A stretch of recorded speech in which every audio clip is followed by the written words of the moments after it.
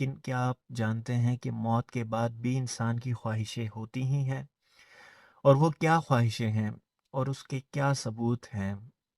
کیا واقعی ایسا کچھ ہوتا بھی ہے؟ جی ہاں، موت کے بعد بھی انسان کی خواہشیں ہوتی ہیں، جس کا ہمیں قرآن پاک سے صحیح پتہ چلتا ہے۔ سورۃ النبا میں آیا ہے کہ اے کاش میں مٹی ہوتا، یا لیتنی کنت ترابا۔ اسی کے ساتھ ہی ہے کہ اے کاش میں نے اپنی آخری زندگی کے لیے کچھ کیا ہوتا، سورۃ الفجر میں۔ اور اس کے بعد سورۃ الحاقہ کی آیت نمبر 25 میں ہے کہ کاش مجھے میرا نامہ اعمال نہ دیا جاتا۔ اس کے ساتھ سورۃ الفرقان میں ہے کہ اے کاش میں فلاں کو دوست نہ بناتا۔ سورۃ الاحزاب میں ہے کہ کاش ہم نے اللہ اور اس کے رسول کی فرمانبرداری کی ہوتی۔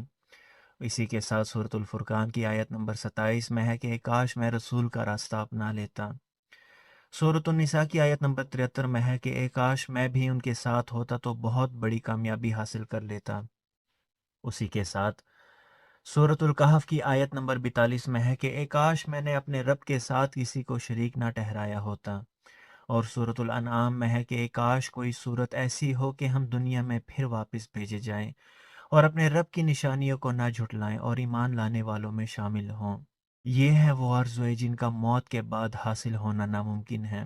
اسی لیے زندگی میں اپنے عقائد و عمل کا اصلاح کرنا بہت ضروری ہے۔ اللہ تعالی ہمیں سوچنے سمجھنے اور عمل کرنے کی توفیق عطا فرمائے۔ آمین یا رب العالمین۔